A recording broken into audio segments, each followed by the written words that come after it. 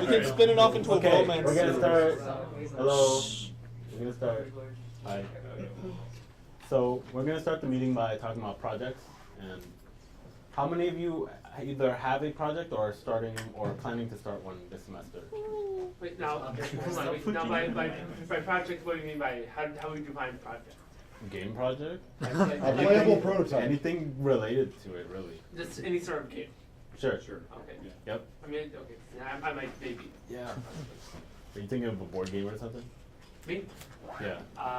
More, computer Yeah. Totally fits into definition. So, I want to go around and have people talk about their projects, or even if it's just a rough idea, at least tell us something about it. And if you're looking for people to work with, definitely mention it. So, who wants to go first? Yeah, question? Does it have to be like a electronic game, or can it be like a board game? It could be anything. Okay. Yeah. So should I like stand up and face the camera, or? Sure, you can come up here. Yeah, okay. Demonstrate your bravado. All right. Bravado? Is that an actual word? Yes, bravado. Bravado. Oh, bravado. Oh, I thought you said, like, I thought you made a pun, like verb. No, I'm not that smart. I thought you said vibrato. All right, so my game idea, I've always been interested in mouse controls for a platformer. So really, I'm just, right now I have a little toy, I guess I could call it. So A platformer that uses the mouse, you use pointing. So what you do is you click where you want to jump, and then it calculates based off the gravity and based off of stuff what your x velocity and y velocity, initial x and y velocity would be, and then you do the little curve. And I'm just messing around with this, and I was thinking of making it kind of like a Wuxia game, cause you know all the jumping and floatiness. But that's basically it. There's a lot of people here, so I'm Cool. So who else is interested in talking about the project? Nobody. A lot of people are listening. Sure. I could. He raised his Yeah, hand he first. went first. Okay, so I'm making a project where it's a disaster game in a 3D world, and it's on Roblox, so it's like kind of easy. Like the physics are done for me and stuff. So there's a in-game radio that has many different stations, and not like most of this isn't done yet. So I'm gonna look for voice actors to be in the radio station. So if you want to have your voice in a game, then you can talk to me after this meeting. Will there be lots of screaming? I'm really good at that. Can I voice all the female NPCs?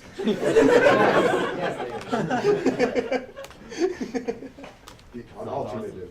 If someone wants to voice act for you, how do they get in contact with you? Facebook group? I don't know, I just thought of this right now. Yeah, Facebook group, I guess. I'll make a Google Doc. Stalking you after the meeting. I'll make a Google Doc and post it on the Facebook group. I think I saw you post about that on Twitter. Maybe. Yeah, I posted a bunch about it. Yeah. Look cool. Tyler. Cool. Okay, so I'm Tyler Wallace. The project I'm working on is in Unity, so I was debating a while whether or not I'd be a 2D or 3D game. So right now I'm going with a 3D game. The premise is the Earth is getting blown up, so humanity is piling on a big spaceship and traveling out into find a new home, basically. And the player is responsible for designing the ship that they fly on and managing the ship in flight. So the idea is there will be different modules that you get to attach to your spaceship, sort of like Kerbal Space Program-esque. And then during the sort of flight stage, there'll be different events and resources you have to manage to make sure, you know, your ship doesn't run out of food, or your crew doesn't riot because they have low morale because they just watched the Earth explode, and that sort of thing. So. It sounds like a really good premise for a strategy game or management game, Mm-hmm. what you call it. Anyone else? Yep. Say your name. I forgot to say my name. The first person was Gregory Sianda. Problem solved. You can just edit that in at the beginning. The first business. Hi, my name's Dewey Min. I've had this game that I'm making. Basically, there's It's based off of a book that I tried to write back in 2010 for NaNoWriMo, but I never completed it. It's basically, I think it's going to be more of an action strategy RPG, but with the element that I want it to be more like a story, like covering the psychological effects of time traveling. Basically, this person, he gets put, or he's living his everyday life, and then he basically gets a time lapse 20 years later, and he has to deal with all the changes to society basically, and how he used to be like a hero, but now he's more like, they view him more as a villain now because of a certain war. But yeah, we'd like to explore how that portray my perspective as to how I think that would. You ever read the story of Rip Van Winkle? No. That's the same premise. You should look it up. I think it'll really help you out. What's it called? Rip Van Winkle. It's a very famous literary short story. Mm-hmm. You're gonna find tons of evil. Send it to me. I read it. The It reminds me of Captain America, except without the villain. Anyone think of Professor Layton? Oh my god. Anyone else? Nobody has a third game. Yep. Future. Okay, wait, so say my name. Sure, Kurt. Okay, Curtis. I'm Curtis, and it's the project I was thinking about. Not quite sure if I'm in over my head or not, but there's an old game. Well, actually, I was basically thinking of kind of a remake in the modern, setting of like a remake for modern technology of an old game called it's called the Star Trek Starfleet Command. Are any of you familiar with it? Yep. You've heard of it. Yep. It's okay. So basically, it's Was that a point-and-click adventure game, or am I thinking of the other it's Star a Trek game? it's a sort of a strategy game where you are in control of a starship or a very small group of starships, and you pit them against another group of starships. It's based upon the Starfleet Battles board game, and basically it's about you have this starship and it has this sort of mini bag of tricks, like you have these transporter systems which can do boarding operations, or you can plant mines in space, and other things like you have a limited amount of engineering reserves to repair your weapons, and you have a certain number of weapons, and basically it's about you using your bag of tricks to defeat the enemy, which also has its own. So this how well you know your ship, kind of thing. Sounds cool. So how do you mean by remaking a modern set? Oh, okay, well, so I guess should I keep standing or? Yeah. It's okay either way.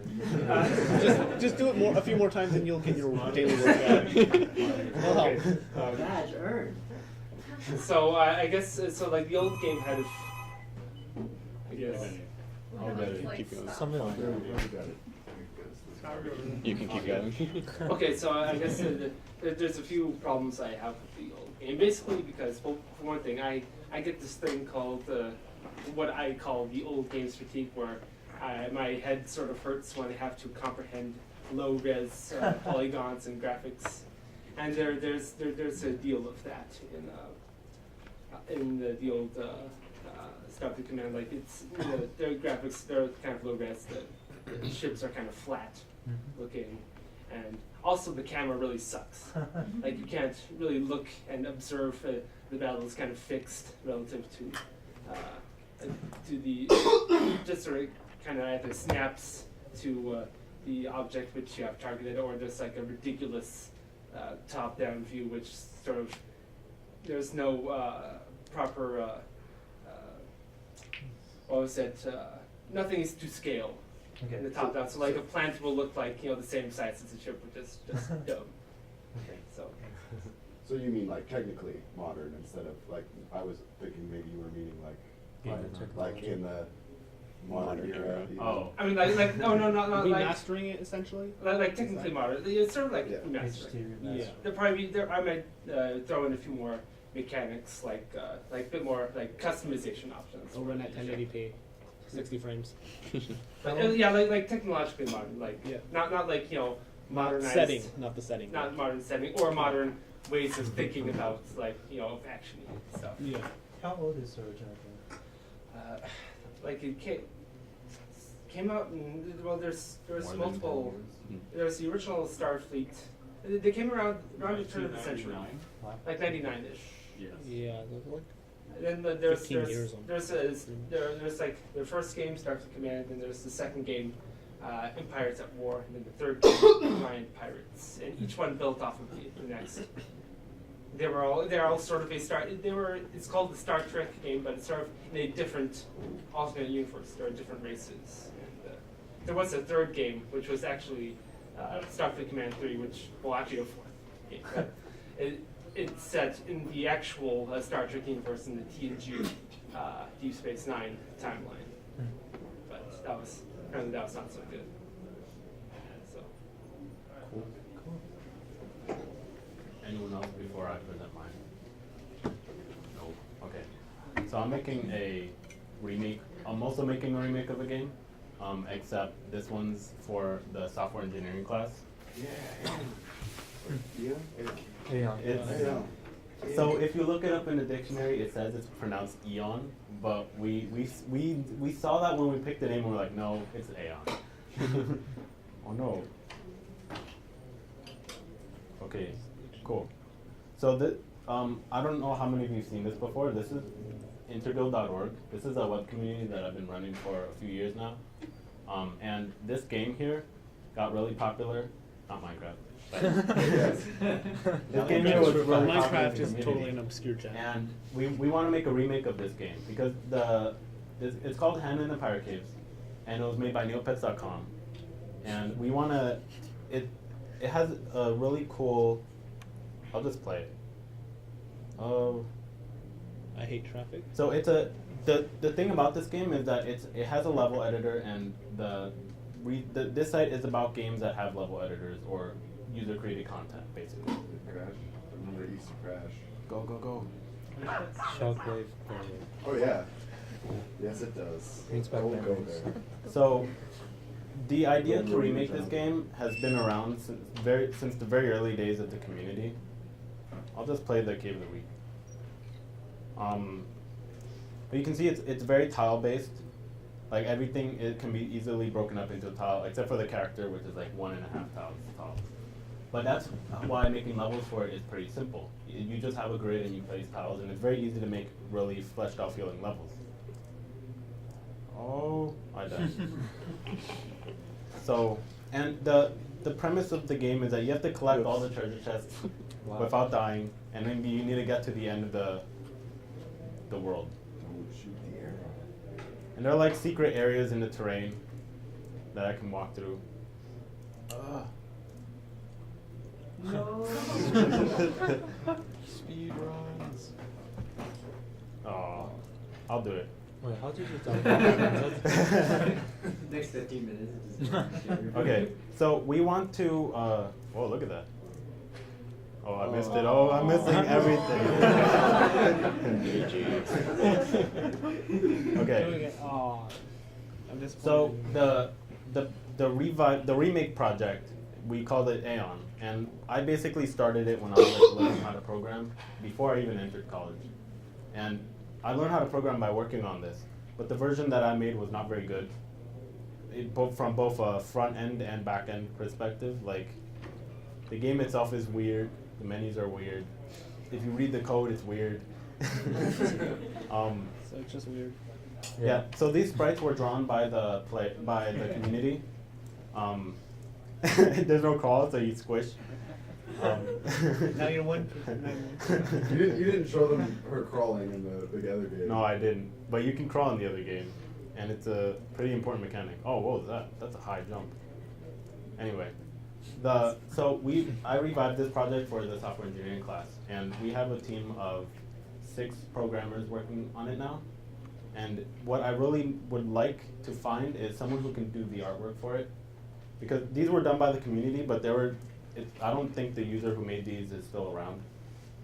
And the reason I say think is because they might be lurking in the forums without my knowledge. But if you're basically, we're looking for a 7th team member. We want this. We don't just want somebody to come and make artwork for us, because we don't necessarily know what kind of artwork is best for the game yet. If you wanna make art for this game, it'll involve the whole creative process of figuring out what is the best look for the game, and all of the experimenting and iterating that goes behind that. And it's really cool because it's one thing to make artwork on the side for your own little drawings or side projects, but this will actually give you the experience to figure out what it's like to make art for a game and the creative process that goes behind it. And we would also like animation, because there was no animation in that demo except for the squishing, which was very crude. So if you know animation or if you don't know it, then it'll be a good chance to learn something new. And yeah. Is there anyone here who's even interested or has the skills or anything? I don't know if I have the time though. Time is another issue. I have a question. Yep. Are you allowed to do that if it's for a class? Have someone else work on it with you? As long since it's for the software engineering computer science class, I imagine all he really cares about is programming. So if we get another team member to do artwork, that's probably fine. Hooray for outsourcing. Well, And then also, I'm sure you could just turn in an alternative, like, just rectangle. Yeah, we could. Or just even this. You could just put this one. Well, I guess this doesn't, no, this would also, I don't know. This is Yeah. Just don't include candy in it. Put candy in there. Don't put candy anywhere in there, or the banner. Neon Quest. Delicious candy. Candy Quest. Look, it's Rory. Repository support. So Rory was part. I gave that up. You gotta fix that. That was all I did. Oh no, wait, I'm sorry. I also made a linked list. Which you didn't. I don't think you tested it. So No, I tested it. Don't lie. I remember making a lot of changes to it. Well, that's very possible considering it was bare bones. Yeah. That was a day. Well, it was an hour. It was 30 minutes. Let's just keep stringing this. 1 second. I imported link list. So yeah. From the library. So no one else wants to present a project or anything? Maybe. Maybe. Maybe. Do you have a project? Oh yeah, present it. I forgot about it. Wow, that's how important I am. Yep. Hey, just know that we love you. Everyone says yep. In unity. Don't be ashamed. You're terrible. Anyway, so I'm working on a research kind of game, and it's gonna test like different teaching methods with game mechanics. Like, you know, like how little kids have educational games. I kind of want to make an educational game like that, but it's going to teach people about plants, because who really has, you know, a great background in plants? It sounds kind of like a similar. Plants? So yeah. Like flowers and trees? And Yeah, do you guys know all your plants? Well, 'Cause- by plants, are we talking about like from a sort of like a classification of, you know, the types of plants, or like the development of plants, or the chemistry No, of plants? more like, here's a plant, I'm going to teach you about it, and then you're going to play a game with it in it, Well, and see what you learned about it. So It'll be like, knowledge about the plant? Or yeah, knowledge how about the plant, how you like, take care of it? no, like, more like, here's a mushroom, Cindy, right? get out. Is it poisonous or not? Cindy, get out. Or where can you find this? Mushrooms Or, are you know, plants. stuff like They're that. They're fun guys. Cindy. Okay, look. Cindy, assignment for you. Pop out Campbell's AP Bio textbook, okay? That should help you. AP Bio, come on. You need No, I know, no. We're talking about AP Bio. biology, College Board. Is there going to be an agricultural aspect to your game? That'd be really cool knowledge to Yeah, like what's a slide specific into material? there, how to grow stuff, eat stuff. RTS. How to survive in the wilderness. You could also do like a trivia thing. Yeah, a little trivia. Here are the school Wait, did you say you're going for an entertainment? What? An entertainment type of game. Education. I had to do that. Yeah.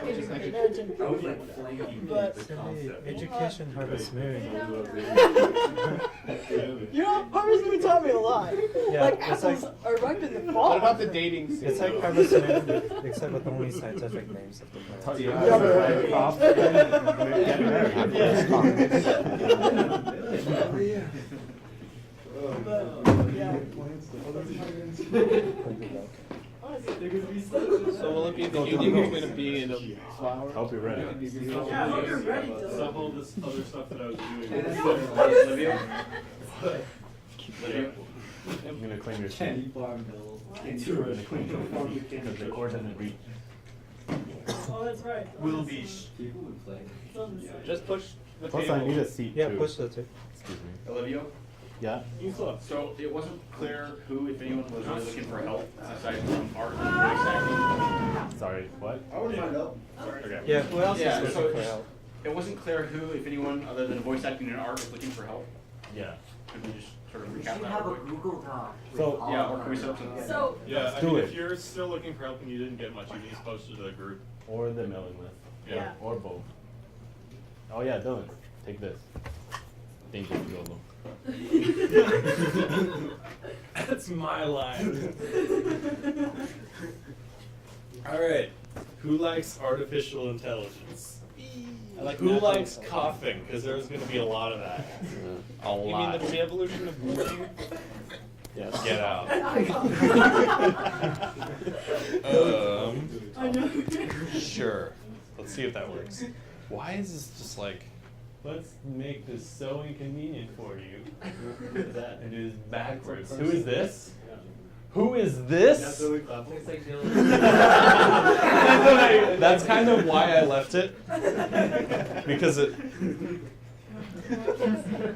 Yeah, because it's just kind of like, is that Dylan? And if anyone ever finds this slideshow, they're going to be like, oh, I guess that's Dylan, the guy who makes all this stuff for the game. No fair. I want a future self. Seriously, any guesses? Hold on. Is that? Okay, I don't know. He's a famous child actor. Hey! There you go. Wait, who? What? Didn't he get Haley? arrested at some point? I don't know. Well, I think that was Macaulay Culkin only. I don't know if he did. Anyway, Kingdom Hearts voice actor? Yes. Yes? Yes. Yes, he did get arrested. he did. All right, cool. Okay. Anyway, Enough. that is completely tangential to this. Why is it here then? Because he starred in that movie called AI. Duh. that's why it looks familiar. There's a lot of just like random pictures in here, so we'll see how that goes.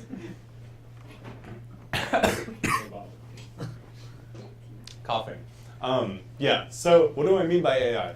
A lot of people use the term AI to refer to just like the techniques surrounding AI, and they're like, yeah, I'm doing some AI work, and it's like this stuff that like people worked on with AI, but it no longer has anything to do with AI. And that's included. Why not? Whatever. Sure. And robots and whatever. But I'm just kind of making it known that there's a lot of stuff that falls into the field of AI that you can look at and be like, is that really AI? And just, who cares? Why not? Sure. Let's do it. Okay. Yeah, that's going to be interesting. So in the broad, AI is sort of divided into these multiple categories. Didn't have enough space for all of them, so I kind of like mashed some of them together. But this is sort of looking at agents. So an agent, something that's going around trying to do something, right? It has some sense of agency. And there's a bit of an evolution here. So you can start out and look at it and say, okay, well, there's like a reflex agent. You can write an AI that basically says, oh, is this thing true? Well, then I will do this thing. And that's all it does. It just feels this thing and immediately reacts and goes, this. And that's pretty straightforward. It's really, really simple, right? All you need is some guy to look up something in a dictionary. Just say, is it this thing? Okay, well then let me respond in the appropriate manner. But you can get a bit more complex than that, and you can have agents that have an idea about the world around them. So that's the idea of a model-based reflex agent. It's a weird word for it. Anyway. So yeah, it's a model-based agent in the sense that it knows something about the world, and it uses what it knows about the world to impact its decisions. It says like, oh, well, the world is really, really hot, so I'm not going to wear a jacket today, because that would be dumb. So goal utility-based agents, those get into the idea that, well, we can say that they have an idea about the world, but what do they want out of it? So with the goal-based agent, they say, well, this is the thing that I want, and if it gets me towards that, then I'll do it, and if it doesn't, then I won't. utility says, well, I might want a lot of things, and some things are good, and some things are kind of good. So maybe on a scale of like 1 to 10, this is all right. This is a 5. This is a 3. But I want to go for that because it's an 8. So they'll have some kind of weight as to the things that they want and how they want to get them. Learning agents are interesting things. And that's the idea that you can have an agent that starts out knowing almost nothing. Like, you can program an AI that kind of doesn't really know what it's doing, but as it interacts with the world, it slowly learns what it wants. And so I'll get a bit more into that. It's really cool. That's sort of what I'm doing. But getting into academia, before we get into games, AI in academia usually has a lot of learning in it. Because the idea is that it's academic, so they want to kind of explore the territory. They want to do things that they don't really know much about.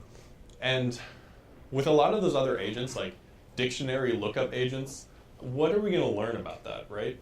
Like, it's a guy that says, oh, well, this is what I want, this is what happened, so let's do this. It's not very intelligent, and it doesn't really lend to anything interesting. So a lot of academia gets into the idea that they want a machine that can slowly sort of build up this knowledge base and do things based on that knowledge base. It's really, really cool. But math, lots of math, insane amounts of math. Usually just statistical math. It's not like crazy complicated math. It's just like, you don't want to read the papers. There's so much math. I wish there was a paper where it's just a guy kind of talking about what they did, and they're like, yeah, and this is the sort of general idea, but they don't have that. And one of you should do it, because that you would be rich. There's What about state-of-the-art translations? papers. State-of-the-art papers. Yeah. They summarize general techniques, so they don't use mathematics. That sounds cool. I'm gonna cough for a bit. Nope, we're good. Okay.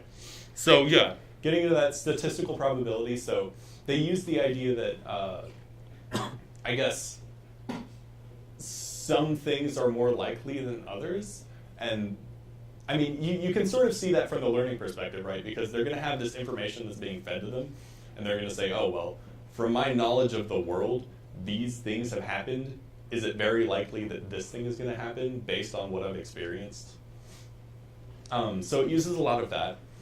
Functions and variables. The idea with that, just to kind of throw machine learning at you in like a nutshell, is that you want some kind of function that represents something about the world. And it can be almost entirely arbitrary. You can say like, this function is how white Tyler's shirt is today. And you kind of modify that. So if you're an agent with this function about how Tyler's shirt is today, what your variables will tell you is how much you care that Tyler's shirt is white today, how much that impacts your daily life and your decisions. So as you learn and experience, what you might notice is that, well, I had a really crappy day today, and all these other days that I had really crappy days, Tyler's wearing a white shirt. Like, this guy is ruining my life. So maybe I should avoid him if he's wearing a white shirt. Maybe I should just stay away from him. That's the basic idea behind it, is it kind of takes these relationships and correlations and tries to infer things from them. It's kind of awesome. It's interesting that we can sort of create something that can learn. I think that's pretty cool. So what you're saying is they're very superstitious. Maybe. They can be. If you want them to be. Yeah. They can be however you want. It's just whatever you want them to do. Yeah. All right, so getting into this just a little bit. Philosophy, stuff.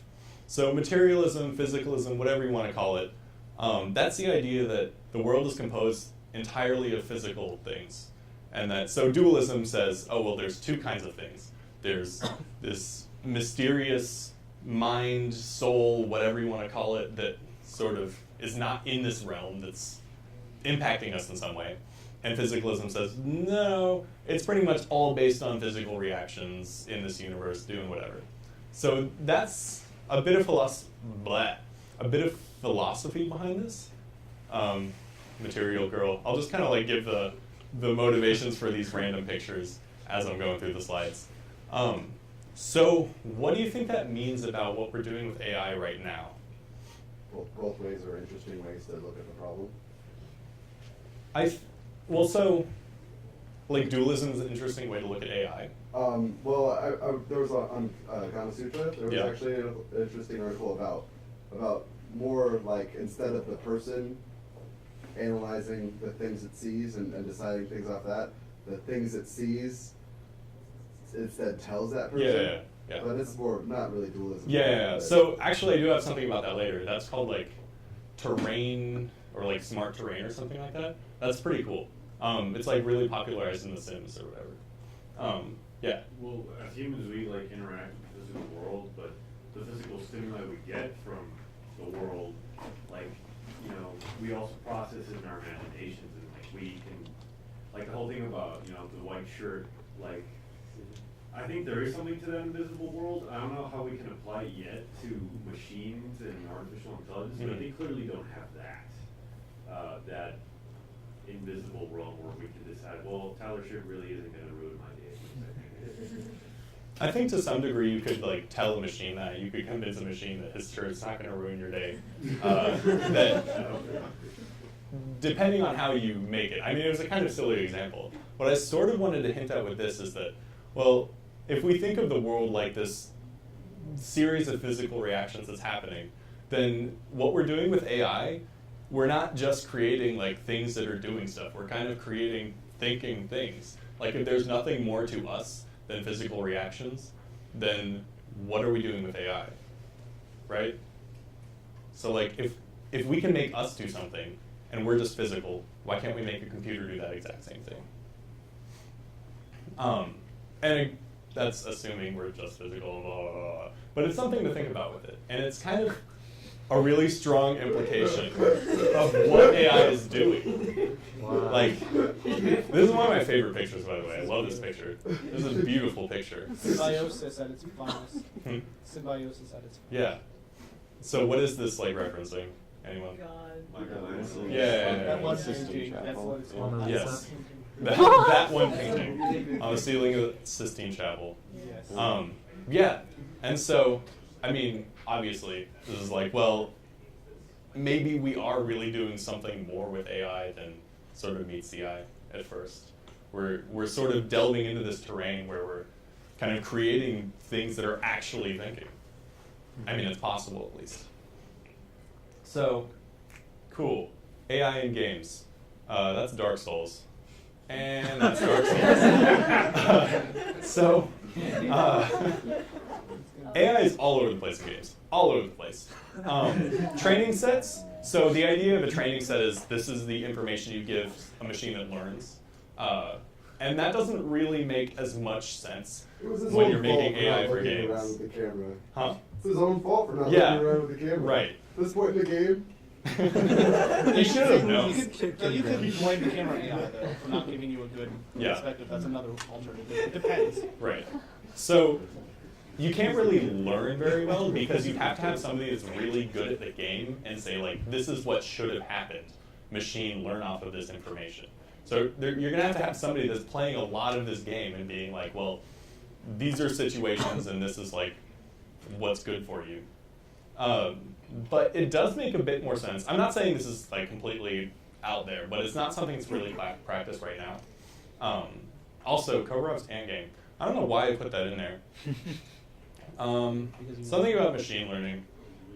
It is a little weird, but something that he wanted us to do, or wanted the people that worked on it to do, was to develop a way so that you could predict what people were going to do in the game. So the idea of the ant game was that, it's not a game. The idea of the ant thing is that he wants people to trace these ants with their mice on this video, and it does something for biological research. It's just like tracking the patterns of these ants in this box. And that's not, I don't know, to me that's not a game. You're just kind of like tracing an ant. You're like doing a task or whatever. But one of the things he wanted people to do was like use machine learning to like simulate people tracing these ants. And it seemed like I was sort of like solving the problem, like going completely around and solving the problem of like, what are the ants gonna do? But, yeah, I don't know. I don't know why I put that in there. Anyway, something with machine learning. So even this is sort of all involved in AI. Like you can look at this and be like, well, I mean, it's not really a good AI. It's just like convenient. I don't think that skeleton like hid behind that wall. I think it was just like really unfortunate that that guy walked there and didn't look. You were in range, therefore attack. That's pretty much. Yeah, yeah. But even a lot of this actually has to do with AI that might not quite be visible at first. So some of the stuff that's required in AI for games is that it's got to be fun. That's the point of games, right? Like, you don't necessarily want AI that's going to just wreck you every single time. That's not fun. No one likes that. Well, maybe some people. I don't know. It's not sellable, at least. That's the main point. Is that you want it to be fun. So you want it to be challenging because a game that's too easy is boring. But you want it to be intentionally flawed in a way that you can kind of like, you can cater it to the player. You want it to be flawed in a way that's fun to exploit. Another thing is it's got to be fast and dynamic. Something about games that makes AI a bit more interesting is the idea that it's happening. It's happening! Like, it's happening while you're playing it. You can't kind of stop it, right? So if your AI is sitting there like, I have the perfect solution, just give me like 5 more seconds, like your dude's just sitting there while this guy's playing the game and killing him or something. So you need it to be fast, and you need to respond to a game that's constantly changing. Adjustable. Some of these I actually hadn't thought about before, but they're pretty interesting ways to think about it, is that designers and players can adjust the difficulty of it. So if you can't like change the difficulty of your AI while you're like testing the game and stuff, that's kind of bad. I think Left 4 Dead had some particular technology that involved like adjustable AI. Mm. Was it? It based it off that one curve. Oh yeah. And then like it even guessed how much it freaked out the player, and then it's like, oh, okay, they need a little bit of a break. Yeah. So that's sort of like programmatically putting this into the game. This is almost just saying like, if you set on one AI and you work on it, you shouldn't have to like, in order to find out if the game is good or not, like go and fix the entire AI thing. You should just be able to kind of like quickly change it. There should be some kind of gradient, because if there isn't, it's maybe just not very good for development at all. And reliable. Yeah, that one's, I haven't really experienced that one, but can't stop it from shipping, so it's got to be stress tested. One of those things, I think I talked about it a while ago with Ultima Online, where they were like, yeah, we'll have this crazy awesome ecosystem and stuff is going to interact, and then like they released it and everyone just killed everything immediately. They just didn't really expect that to happen because it wasn't tested with that many people. And can't stop it from shipping, right? If the AI is too complicated or it's like holding down the game, you want it to be so much better. That's worse than if you just have like a decent AI and your game actually goes out. So that's just some of the common stuff that people think is like required of agents. Agents in themselves, yeah, right? So agents in and of themselves kind of do 3 things. They sense, they think, and they act. And they just cheat all the time. They don't have to, but a lot of them do. Because, I mean, it's easy, right? It's easy to make an agent know where you are. It's easy to just kind of say, like, well, it's hard to make this guy, like, really, really, like, humanly smart. But it's easy to just say, like, well, I know the player's over there. He shouldn't know he's over there, but he does. So you might as well head in that direction, kind of. Just like nudge him that way. And that's, I don't know, I think that sucks, but it works for most of the part, and it's a cheater. So, no, you get it. Mario Kart Wii, that had a bit of a bad case of rubber band. Yeah, it had some pretty insane rubber bands. Especially at 150cc. Kids do not. I don't remember that. Yeah, you get pushed by that. What is life ever fair, man? I think it's life ever fair that the game is unfair. Life is hard. Mario 64 Maybe. is the easiest way to see Mario. There are some interesting ways to deal with this, though. And jump a wall and see how fast. How many times did I press it? Like 6 Alright, players cool. spaghetti. It's ridiculous. So, how do we like make these machines come to life?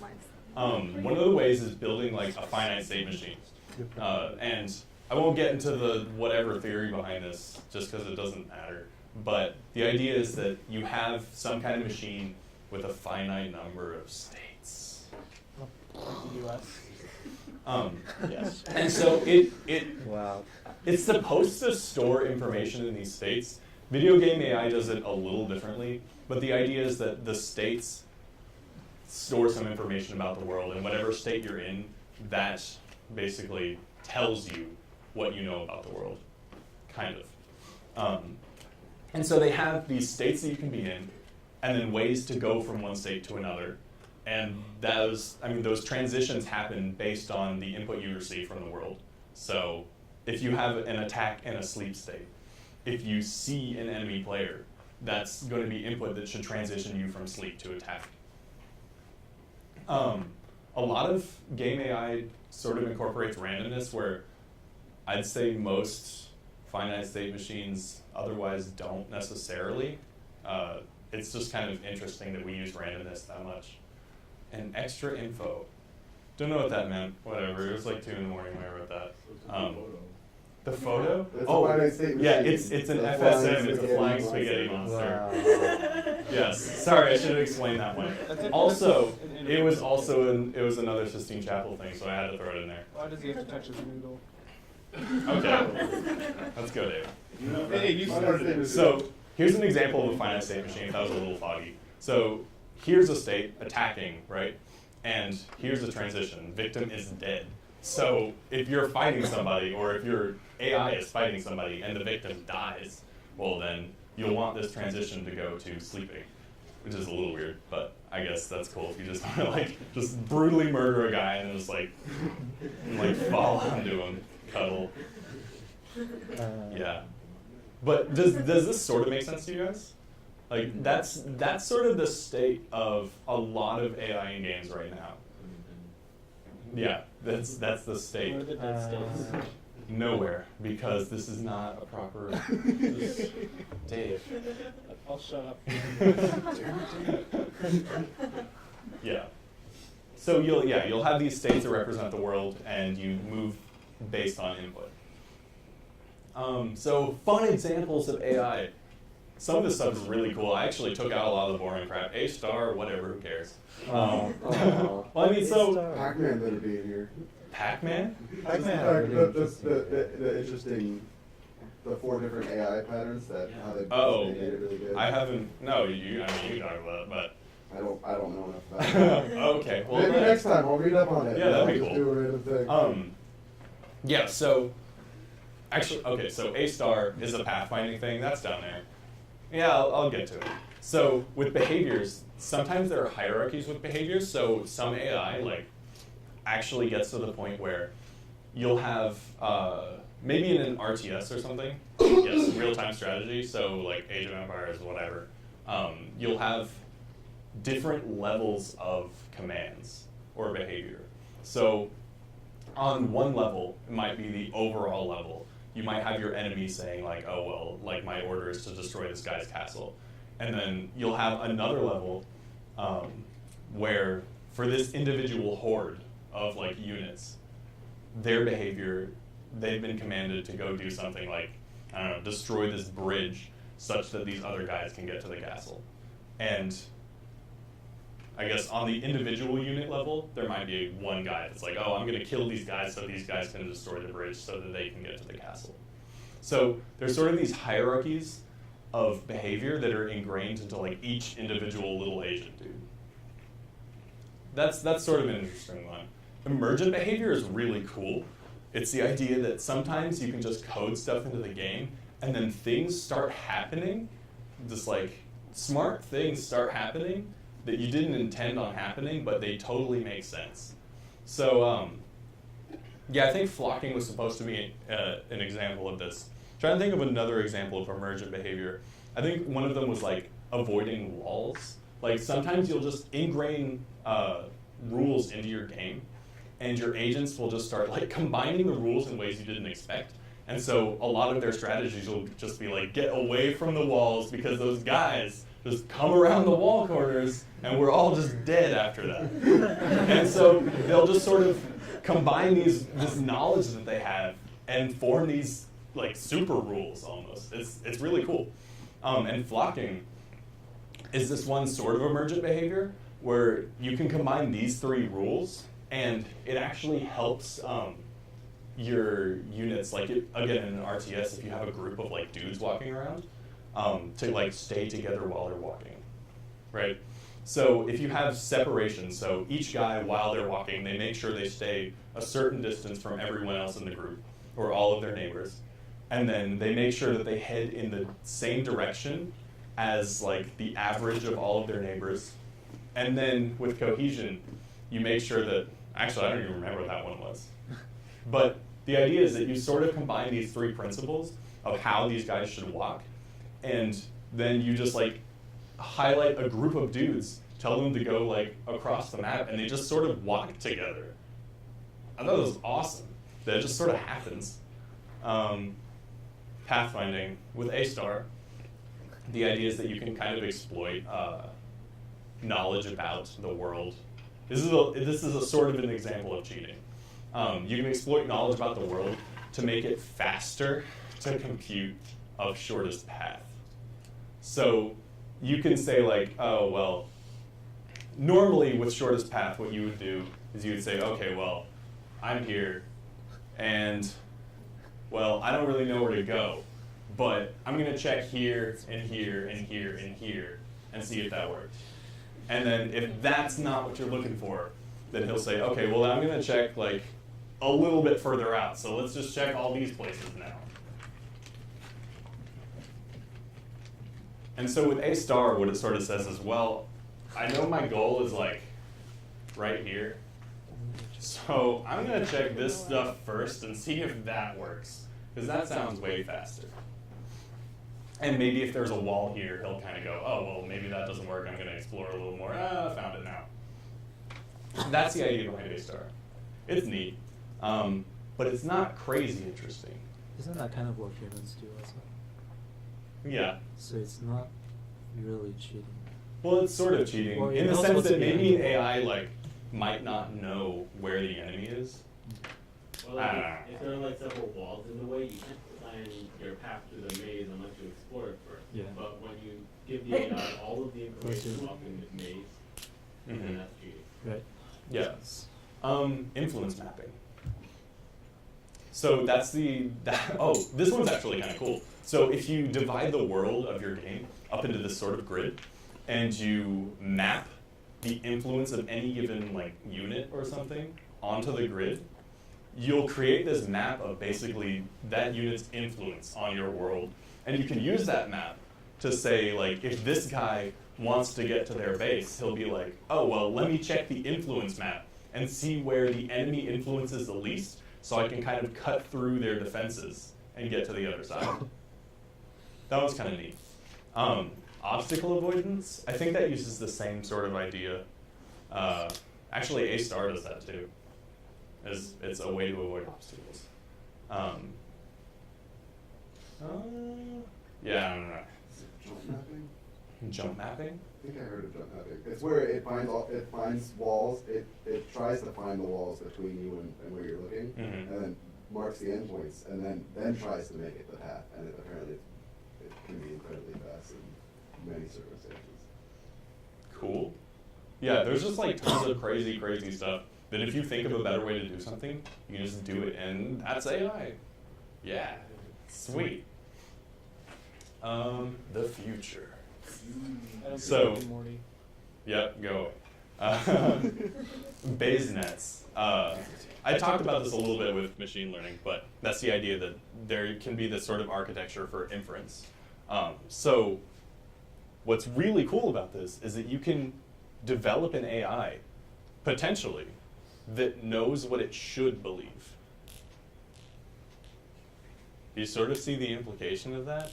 Like, if you can get an AI that can think like a person, you can get an AI that can be like programmatically deceived by misleading it with information. Like, you can trick it, basically, because it's thinking just like a person. And it's not going to be cheating, because it's going to get its knowledge from the same place you are. It's not going to be able to see anything that you can't see. I don't know. I think that's awesome. That would be a really cool next-gen game, is to have AI that like genuinely know only what they should know, and not any more, not any less. Unlike guards in like Oblivion or Skyrim, which, oh my god. Have you played either of those games? Mm-hmm. Like, the guards in that game, like, you kill someone in a house in the middle of the desert. Yeah. And, like, 3 seconds later, they just kick in the door, just like, stop, criminal scum! I heard you all the way from the Imperial City and flew here. It's pretty dumb. Dynamic world generation. This is actually something that we'll probably end up using in the game that I'm working on for 36. And that's the idea that you can kind of like, I mean, you can dynamically generate the world, and you can use that sort of using n-gram prediction, which n-gram, in this case, it's just kind of like a sequence of letters. But you can use like a previous sequence of letters to predict what the next generated sequence of letters will be. So if you use a world that you think is good, you can sort of generate a new world based off of that. I think that one's pretty cool. Randomness filters, this is already sort of used right now, but that's the idea that you want randomness, but you don't want perfect randomness, because sometimes randomness looks really unrandom. So technically, getting like, I don't know, technically rolling a 7 in craps like 20,000 times in a row could happen in perfect randomness. But that's something you want to avoid in a game about that. Potentially, actually, maybe not. Yeah, I don't know. That game might be a little bit of an exception. But in the sense of like a game where you're fighting things coming from spawn points, you don't necessarily want like a random generator to generate all the guys coming out of only one spawn point so you can just kill them really easily. You want them to kind of come organically. Speech. This one's a shout out to Jorge, George, back there. Text to speech, speech recognition. I love that stuff. That would be, I mean, they tried with Hey You Pikachu. But it didn't work very well. Yeah, it seems to be more responsive with like little kids or higher pitched. Yeah, it's yeah. But that would be a really, really cool place to go with games. Oh man, that'd be so cool. Don't they do that with Brain Age? What's 2 + 2? 4. There was a game on the PS2 where you didn't even get to use the controller. You had to tell a girl what to do, and it wasn't very good. But they did program in. If you said "bark like a dog," she would say "little dog woof woof" or "big dog woof woof." I think they did that with Seaman as well on the Dreamcast. Oh, Seaman. Smart Terrain is what you were talking about earlier. Oh yeah. Yeah, I know some of the like new games on the Xbox One use voice commands in their gameplay. Like, Right. Yeah, they're definitely kind of catering towards that. I like They to also see make like the pulse in your face. really good stuff. And they with also A conversation with a character would be sweet. Yeah. And also you get penalized for cursing. I think in one of the sports games. where you have like to give a character a mean look. I think they call a foul if you curse or something. Reputation is something that's sort of already implemented, but it would be cool to see like a legitimate one where guards don't kick down your door because they heard you like miles away. Where your reputation actually makes interesting and valid impacts on your gameplay. Well, that's in Red Dead Redemption. Yeah. I mean, there's reputation in a lot of stuff. It's just not particularly common. And also in the sense that like it would actually travel, maybe is what you're saying. AI, like someone actually saw you, and then they keep track of where that person went, and then how they talk to those other people. There are a lot of mods about that. I've downloaded a lot of mods this winter for Oblivion, and there are some really cool ones where it's like, like if you kill someone, it'll keep track of who saw it, and after a certain amount of time, they'll assume that they reported you or whatever. And there's interesting things like that. And like if you go back to the city, if that guy sees you again, he will chase you down. Games by Angelina. Angelina is actually this AI that generates video games. It's kind of awesome. It's also bad. But It's awesomely bad. it's really cool. I like that they're doing it. A lot of the games are just bleh. They made a horror game. I don't know if it was supposed to be a horror game. I should figure that out. They made a horror game for like a game jam or something like that using Angelina.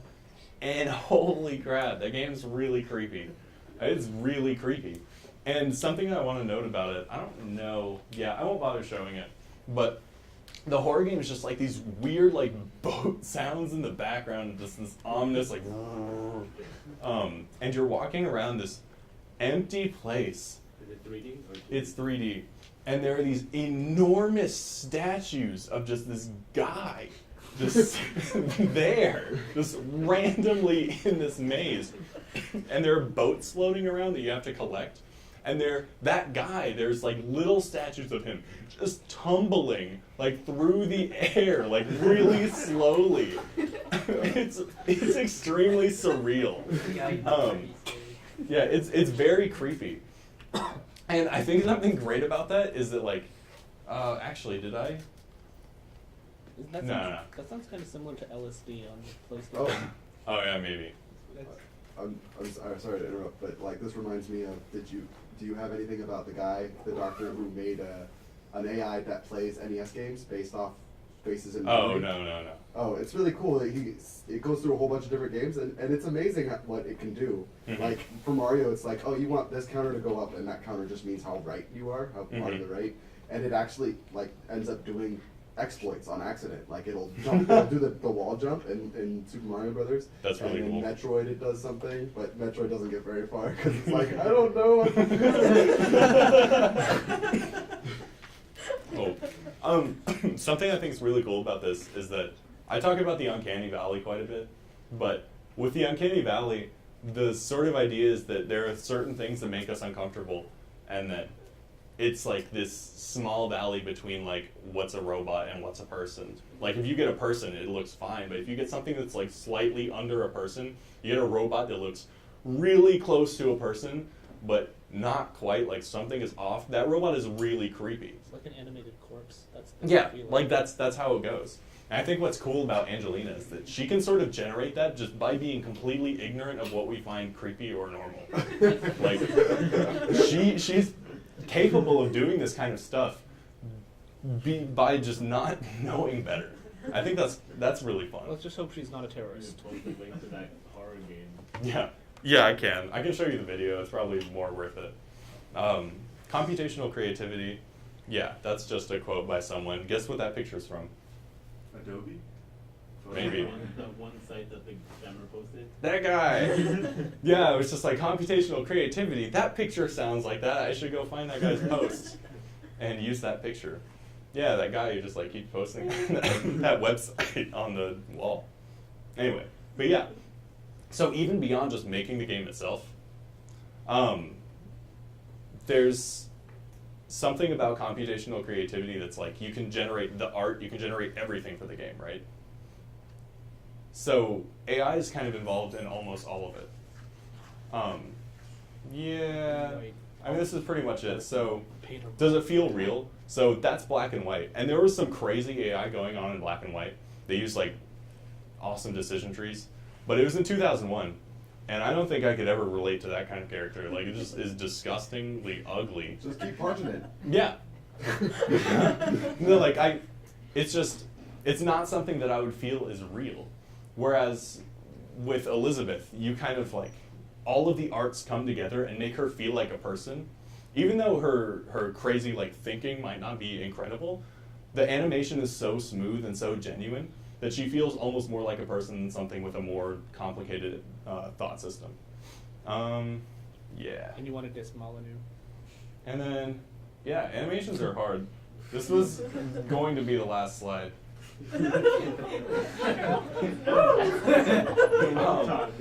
I gave a talk about this like a long time ago, but animations are really hard. Halo is like one of those games where you can sort of see at the very beginning of the franchise, like their just feet are scooting everywhere because they don't have like the proper like ground movement to foot movement like ratio going on. There's like Well, yeah. like ice skating all over the Well, yeah, place. like I think if you, in that game, like even if you did like the slow motion forward, they'd be like Yeah. running in place practically. So it's just like see 'em. And that's it. I don't know why that. That's a paper that has some of the stuff that I was talking about towards the middle. Just examples. Yeah. Why? Why? Why? Why?